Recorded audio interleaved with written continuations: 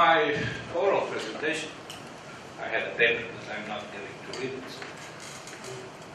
begins by a question.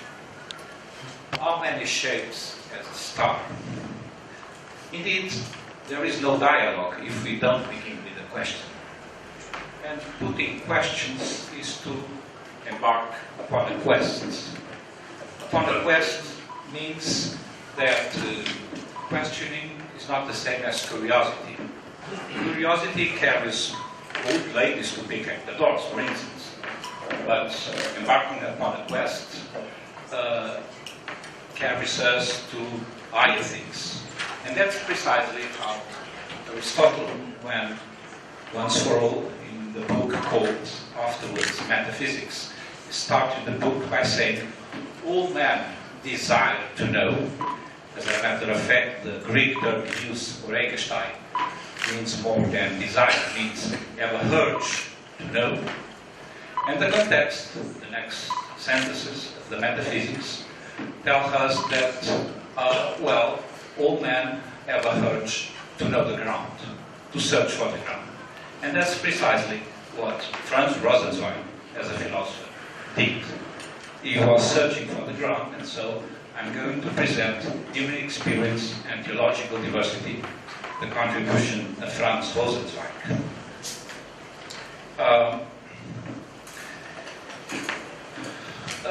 I want to call your attention to this German and Jewish philosopher.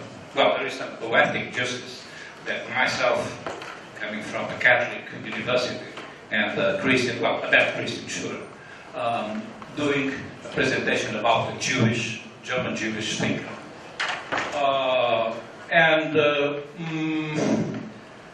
That's important because it's already to embark upon a dialogue with the other.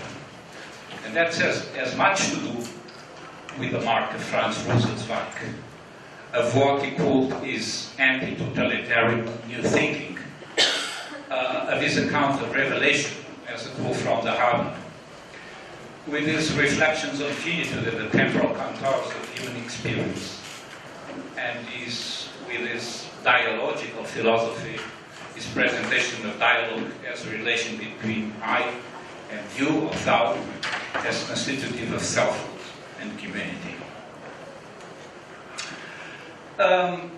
He wrote some 100 years ago.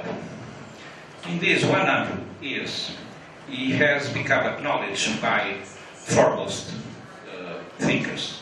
For instance, Emmanuel Levinas, in page 14 of Totality and Infinity, his major work, Levinas says something like this: I do not quote Rosenzweig, says Levinas, because it's totally present in my mind, totality and infinity. Or for instance, Karl Löwit, the former assistant of Martin Heidegger, and that afterwards criticized and from my point of view, justly his former master Heidegger. If Heidegger wrote Karl Löwit ever had a contemporary, it was Rosenzweig. Why?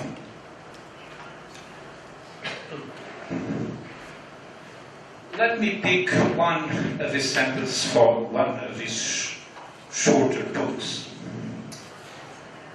He wrote this: each person has two names, a family name, that is his past, and a proper name, that is his future. And as you can see, that's important for everything Rosenzweig wanted to tell us, because dialogue begins inside ourselves. Dialogue is not entering upon just a communication act. Dialogue is about, in the search for a ground, to enter in touch with the other, to put questions, to answer, to correct our answers, and the other has 1 mouth and 2 ears, which is a good idea because we must listen more than we must speak. And that's what Franz Rosenzweig has done. He lived in dangerous years. the years of living dangerously.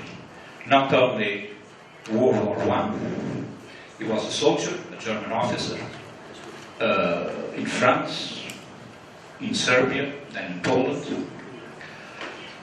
But after the war, with the crisis, with the political crisis in Germany.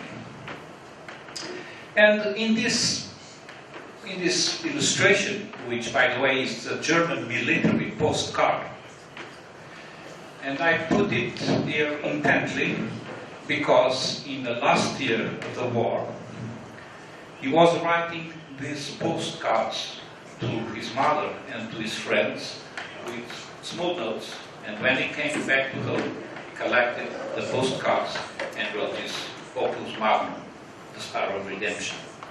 But of course, 4 years of war made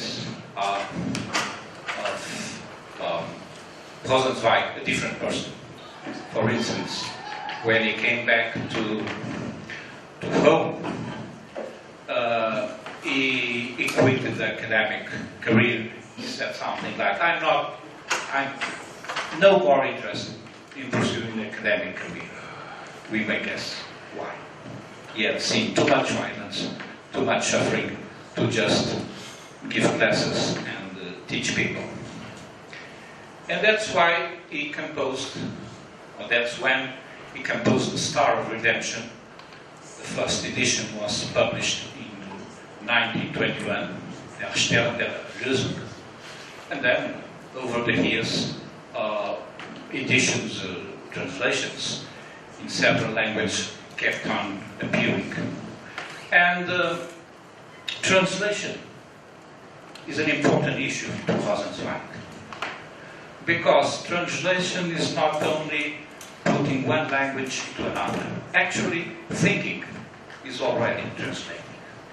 When we think, when we try to communicate, we are already translating the inner movements of our spirit to a particular language, our.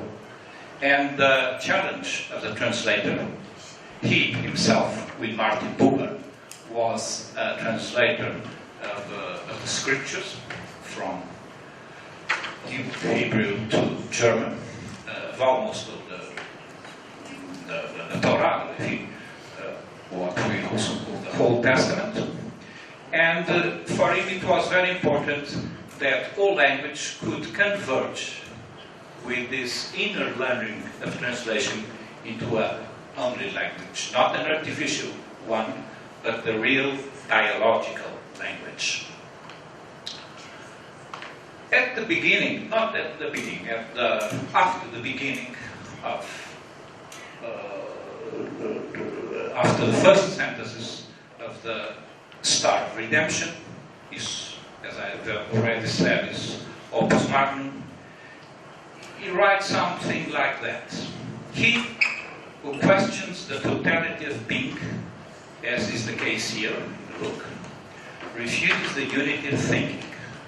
He who does this throws the gauntlet to the whole venerable brotherhood of philosophers, from Ionia to Iena. Iena means Hegel. Ionia means, of course, the beginning of philosophy.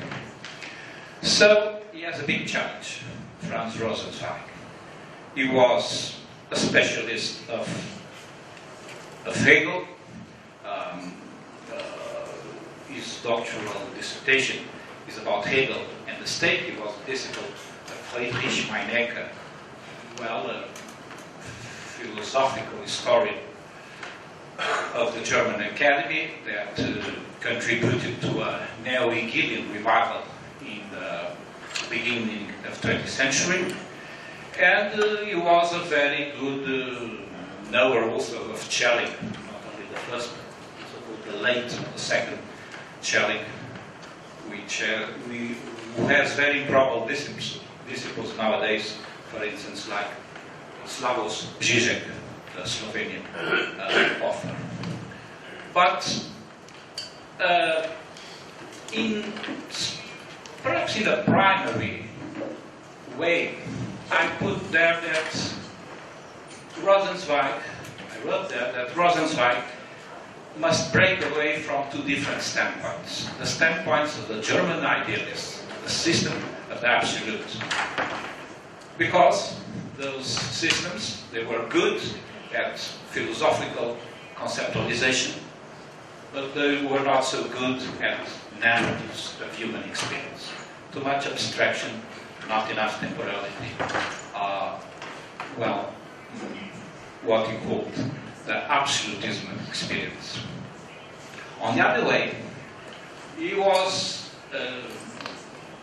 very well, he knew very well Kierkegaard. He even learned Danish for reading some of Kierkegaard's books that were not yet translated in 1910, around that time, not translated into German. He was a very good, he read Nietzsche a lot, because he preferred an honest atheist to an hypocritical believer. Marx, and all these, what I call dissident philosophers, dissidents in respect to Hegel, Fichte, Schelling. Well, they have good narratives of human experience, but not good systems, because they did not realize the task of philosophy. And what is the task of philosophy? For Rosenzweig. He tells us that the real starting point for the knowledge of the whole, being in general, is something simple. Man. In the plainest sense, something definite and individual. The particular man, living in a particular place, in a particular time, in a particular society. Man in the middle of things, as he says, not at the beginning, not at the end. Man in the middle of things. That is the beginning of his thought. And we must address this starting point of Rosenzweig, as he does, with a meditation upon death. Because he said that, well, philosophers had a sort of trick to not speak about that. Death is the metaphor of nothing. The metaphor that our being is as a shadow of nothing that goes with it. And this human experience of the fear of death, not the fear of death in general, but the fear of our death, the existentialists, of course, will say a lot of this. Rosenzweig is also a sort of co-existentialist thinker. Co-existentialist because he's always thinking existence with the other, not solitary existence, as we have already heard today. And he treats death as the rudeness of all death, and the nothing as the rudeness of all particular beings. Well, what's happening? It's not the effect of your it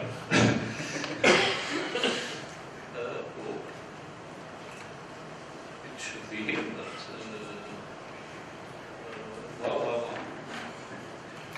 Let's start again. Sorry, something happened which is strange. But this is one of the technical reasons why I'm working from my son's computer. And my son is an informatic engineer. They use Ubuntu, which is an horrible system. So it disconfigures the darkness. Not Microsoft, okay. Let's see. I hope so.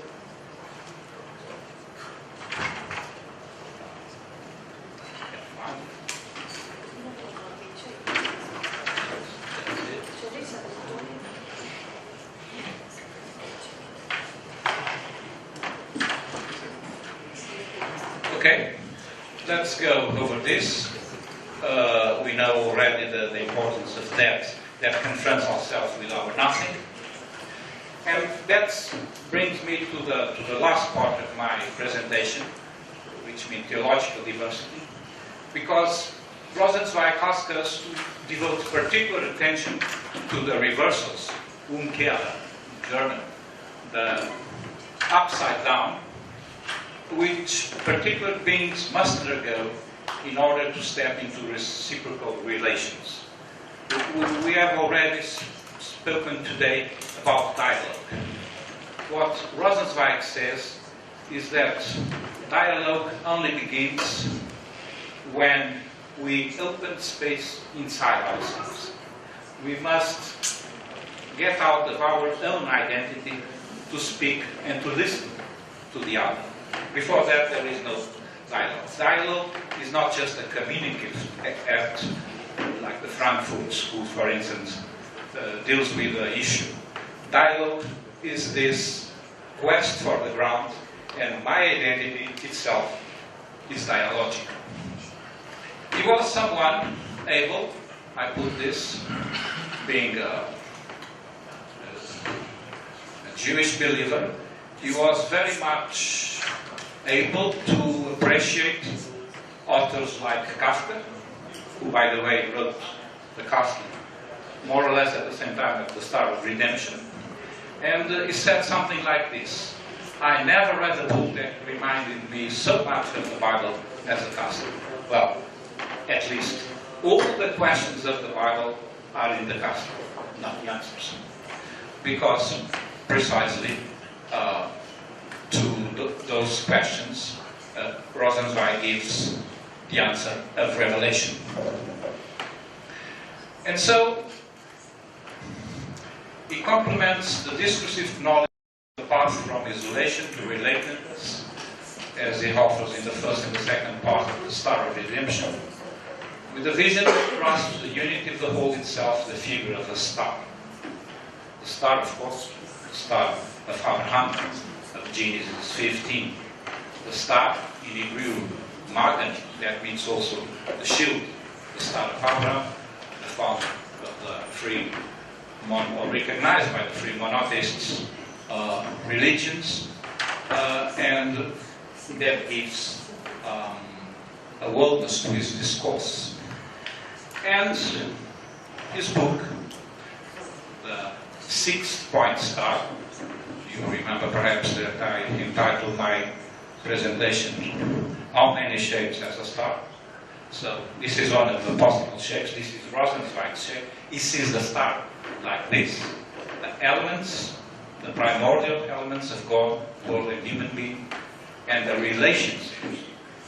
That is the dialogical elements of creation, revelation, and redemption. But the important point that he wants to stress is that we only have creation, revelation, and redemption when each of the primordial elements does something of a reversal, something of the Umkehr, something that is opening space inside himself to enter into relatedness with the other. That's Rosenzweig, and that's what Levinas, and Paul Ricoeur, and Gershom Scholem, and Leo Strauss, and I could go with this collection of big 20th century authors saw in him.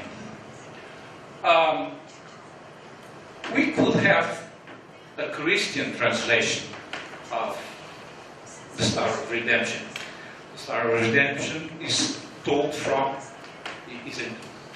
a Jewish standpoint, but it is not a Jewish book in the sense of delivering specific Jewish doctrine. It is a philosophical book. So it can be read with, I think there is something more, but let's see if those will do. Well, that's too bad, but okay, you see creation, revelation, and redemption with some problems with the letters. And you see here how is the message of Jewish theology can be transformed in the message of Christian theology. And I think there is another problem with the image. It is missing the 5-pointed star of Islam. But you see also we can have Islamic translation of his main points. I go over this, and then, to finish, I would like to answer the question, but what is the task of philosophy? Why do we lose time with philosophy? Because, Rosenzweig said, we do not live to produce or to make books or papers or conferences. We do books or papers or conferences because we want to enhance life. The last sentence of the Star of Redemption is into life. Into life, that is, into the concrete, into the concrete tasks that are urged upon us by the ground, the revelation of the ground we saw. And those concrete tasks are the tasks of education, of politics, of art, of social movements. That was what Rosenzweig wanted to tell us. Thank you.